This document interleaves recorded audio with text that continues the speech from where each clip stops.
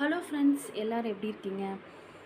நம்ம லாஸ்ட் கிளாஸில் போட்ட எல்லா ஸ்டிச்சுமே நீங்கள் வந்துட்டு போட்டு பார்த்துட்ருப்பீங்க அப்படின்னு சொல்லிட்டு நான் நம்புகிறேன். கண்டிப்பாக நீங்கள் போட்டு பார்த்துட்டே இருந்தீங்கன்னா தான் இது எல்லாமே உங்களுக்கு வந்துட்டு ஈஸியாக இருக்கும். இன்றைக்கி வந்துட்டு ஒரு முக்கியமான ஸ்டிச் தான், ரொம்ப ரொம்ப ஈஸியான ஸ்டிச் தான். பார்க்கலாம்.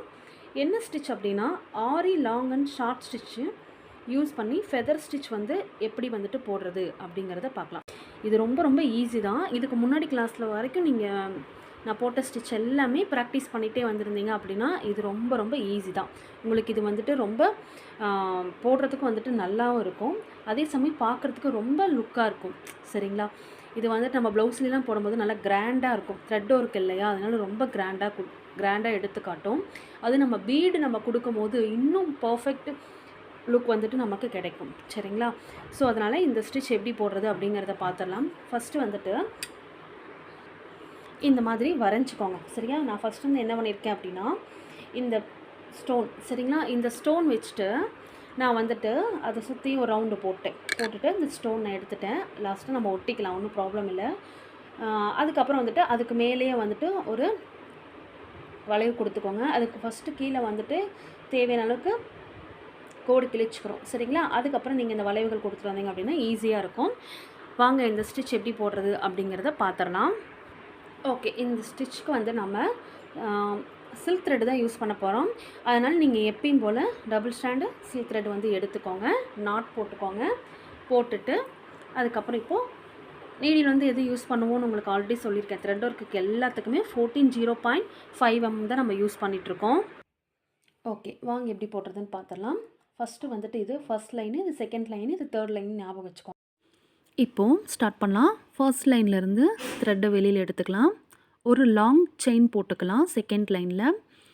அதுக்கப்புறம் தேர்ட் லைனில் ஒரு லாங் செயின் போட்டு அப்படியே பட்டன் ஹோல் கிழக்கிற மாதிரி இழுத்து கொண்டு வந்து ஒரு செயின் போட்டுட்டு ஒட்டி ஒரு குட்டி லாக் போட்டுக்கோங்க. அப்போ தானே நமக்கு வந்து அடுத்த ஸ்டிச் போடும்போது இந்த த்ரெட்டு தூக்காது. அதனால் இப்போ சேம் அதே மாதிரி தான். செகண்ட் லைனில் ஒரு செயின் போடுறோம், தேர்ட் லைனில் ஒரு செயின் போடுறோம், பட்டன் ஹோல் கிழக்கிற மாதிரி இழுக்கிறோம், ஒரு செயின் எடுத்துகிட்டு பக்கத்தில் ஒரு குட்டி லாக். ஓகேவா? இப்போது இதே மாதிரி தான் நம்ம போட்டுகிட்டே வரப்போகிறோம். செகண்ட் லைனில் செயின் எடுக்கிறோம், தேர்ட் லைனில் ஒரு லாங் செயின் எடுக்கிறோம், ரிவர்ஸ் இழுக்கிறோம், ஒரு செயின் எடுக்கிறோம், பக்கத்தில் ஒரு குட்டி லாக். ஓகேவா? சேம் இதே மாதிரி தான் நம்ம போட்டுகிட்டே வரப்போகிறோம். இது ரொம்ப ஈஸி தான். இதுக்கு முன்னாடி ஸ்டிச்செல்லாம் நீங்கள் பழகியிருந்தாவே இது வந்துட்டு உங்களால் ரொம்ப ஈஸியாக போட முடியும். ஒரு செயின் எடுக்கிறோம், ஒரு குட்டி லாக். ஓகேவா? திருப்பி சொல்கிறேன் பாருங்கள். செகண்ட் லைனில் ஒரு செயின் எடுக்கிறோம், லாங் செயினை. தேர்ட் லைனில் கொஞ்சம் கேப் விட்டு போடணும். சரிங்களா? தேர்ட் லைன் நான் கேப் விட்டு தான் போட்டுட்ருக்கேன் பாருங்கள். தேர்ட் லைனில் செயின் போடுறேன் இல்லையா, அது கொஞ்சம் கேப் விட்டு தான் நான் போடுறேன். அது போட்டால் தான் இந்த ஸ்டிச்சுக்கு ரொம்ப அழகு. ஈவனாக கேப் விட்டுக்கோங்க. ரிவர்ஸ் கொண்டு வந்து பட்டன் கோல் கிழக்கிற மாதிரி இழுத்து கொண்டு வந்துட்டு ஒரு செயின் எடுத்துகிட்டு பக்கத்தில் ஒரு குட்டி லாக் நம்ம போடுறோம். ஓகேவா? இந்த ஸ்டிச் வந்துட்டு உங்களுக்கு ப்ளவுஸில் வந்துட்டு நீங்கள் ஸ்லீவ்லாம் வந்துட்டு யூஸ் பண்ணலாம். ரொம்ப அழகாக இருக்கும்.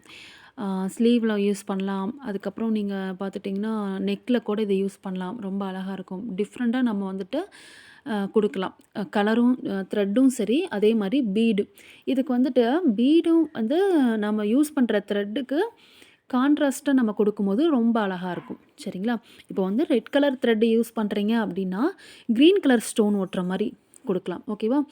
சாரியும் ப்ளவுஸும் வந்துட்டு கான்ட்ராஸ்ட் கலரில் இருந்துச்சு அப்படின்னா சாரியோட கலரை வந்து இந்த மாதிரி த்ரெட் ஒர்க்கு நம்ம வந்து ப்ளவுஸுக்கு கொடுக்கலாம். சாரியோட கலரு என்ன கலரோ அந்த த்ரெட்டை எடுத்துகிட்டு ப்ளவுஸுக்கு வந்துட்டு இந்த ஸ்டிச் யூஸ் பண்ணி அந்த கலர் நம்ம கொடுத்தோம் அப்படின்னா கான்ட்ராஸ்ட்டாக ரொம்ப சூப்பராக இருக்கும். அதே மாதிரி கான்ட்ராஸ்ட் கலரில் வந்துட்டு ஸ்டோனும் ஒட்டிக்கலாம். ரொம்ப அழகாக இருக்கும்.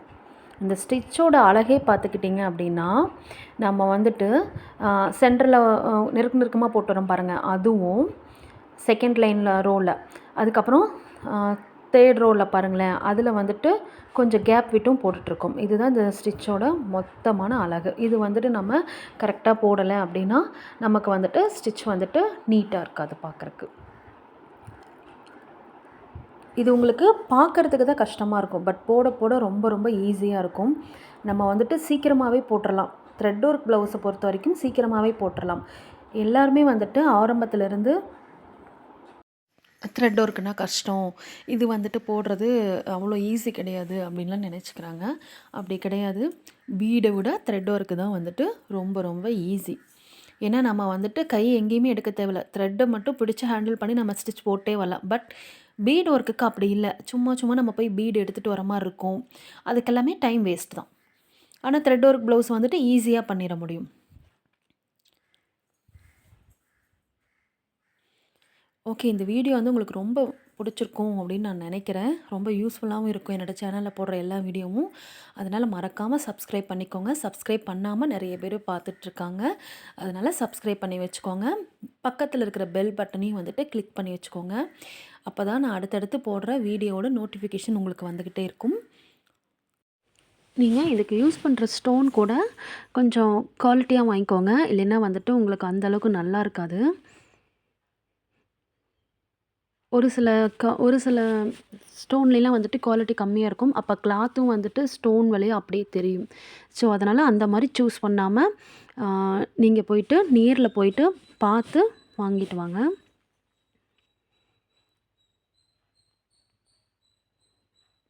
ஆன்லைனில் வாங்கினாலும் நீங்கள் பார்த்து சர்ச் பண்ணி வாங்கிக்கோங்க.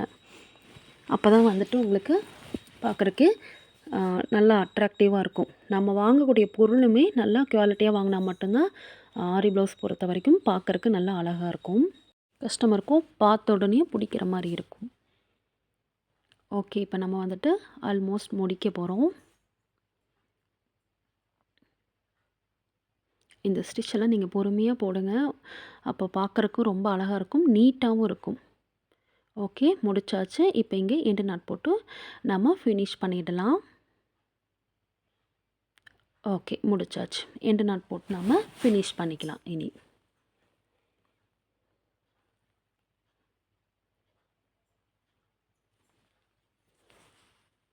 ஓகே, எண்ட் நாட் போட்டு ஃபினிஷ் பண்ணிட்டோம். இந்த ஸ்டிச் வந்துட்டு நம்ம ஃபினிஷ் பண்ணிட்டோம். பார்க்கறக்கு ரொம்ப அழகாக இருக்குது. சென்டரில் நம்ம வந்துட்டு ஸ்டோன் வைக்கிறதுக்காக இடம் விட்டுருந்தாலே அங்கே வந்துட்டு ஃபேப்ரிக் க்ளூ அப்ளை பண்ணிவிட்டு அங்கே வந்துட்டு நம்ம ஸ்டோன் ஒட்டிக்கலாம். அப்புறம் இது நல்லா ஒட்டினதுக்கப்புறம் நல்லா காஞ்சதுக்கப்புறமா தான் நீங்கள் வந்துட்டு சென்டரில் அந்த கொஞ்சம் கேப் இருக்கு இல்லையா, அங்கே வந்துட்டு நீங்கள் பீடு கொடுக்கலாம். நான் வந்துட்டு 4 mm பீடு கொடுக்குற அளவுக்கு தான் வந்துட்டு சென்டரில் ஸ்டோனை சுற்றியும் கொடுக்குற அளவுக்கு இடம் விட்டுருக்கேன். நீங்கள் வந்துட்டு சுகர் பீடு கொடுக்க போகிறீங்க அப்படின்னா உங்களோட ஐடியா தான். நீங்கள் வந்துட்டு அந்த ஸ்பேஸை கொஞ்சம் கம்மி பண்ணிக்கலாம். கம்மி பண்ணிவிட்டு நீங்கள் வந்துட்டு என்ன பண்ணலாம் அப்படின்னா சுகர் பீடு கொடுத்துக்கலாம். நான் வந்துட்டு அவுட்லைன் வந்துட்டு பார்த்தீங்க அப்படின்னா 3 mm பீடு கொடுக்குறேன். இப்போ கொடுத்துட்ருக்கேன் பாருங்கள். அதுக்குள்ளே இந்த ஸ்டோன் ஒட்ட வச்சோம் இல்லையா, அது வந்துட்டு காஞ்சிரும். இப்போ ஆல்மோஸ்ட் கொடுத்து முடிக்க போகிறேன். பீடு ஒர்க் பண்ணும் போதெல்லாம் லாக் ஸ்டிச் போட்டுட்டு தான் ஸ்டார்ட் பண்ணணும். இதெல்லாம் உங்களுக்கு முன்னாடியே நான் சொல்லியிருக்கேன். அதனால் அதில் போய் நீங்கள் ஏற்கனவே கிளாஸ் போட்டிருக்கேன், அதை நீங்கள் போய் செக் பண்ணி பாருங்கள். ஓகே, ஃபஸ்ட் லைனில் வந்துட்டு 3 mm பீடு கொடுத்தோம். செகண்ட் லைன் நம்ம போட்டிருக்கோம் இல்லையா அவுட்லைனாக, ஃபஸ்ட் லைனில் அவுட்லைன் வந்துட்டு 3 mm பீடு கொடுத்தோம். செகண்ட் லைனில் அவுட்லைனில் வந்துட்டு நீங்கள் வேணும்னா சுகர் பீடு கொடுத்துக்கலாம் அவுட்லைனாக. அதுக்கப்புறம் நான் ஸ்டோன் ஒட்ட வச்சுருக்கேன்ல, அதை சுற்றி வந்துட்டு 4 mm பீடு கொடுத்துருக்கேன். நான் அந்தளவுக்கு ஸ்பேஸ் விட்டுருந்தேன். ஸோ அதனால் நீங்கள் வந்துட்டு சுகர் பீட் கொடுக்குறீங்க அப்படின்னா அதுக்கு தகுந்த மாதிரி ஸ்பேஸ் விட்டுக்கோங்க. ஓகே ஃப்ரெண்ட்ஸ், இந்த வீடியோ பிடிச்சிருக்குன்னு நினைக்கிறேன், புரிஞ்சிருக்குன்னு நினைக்கிறேன்.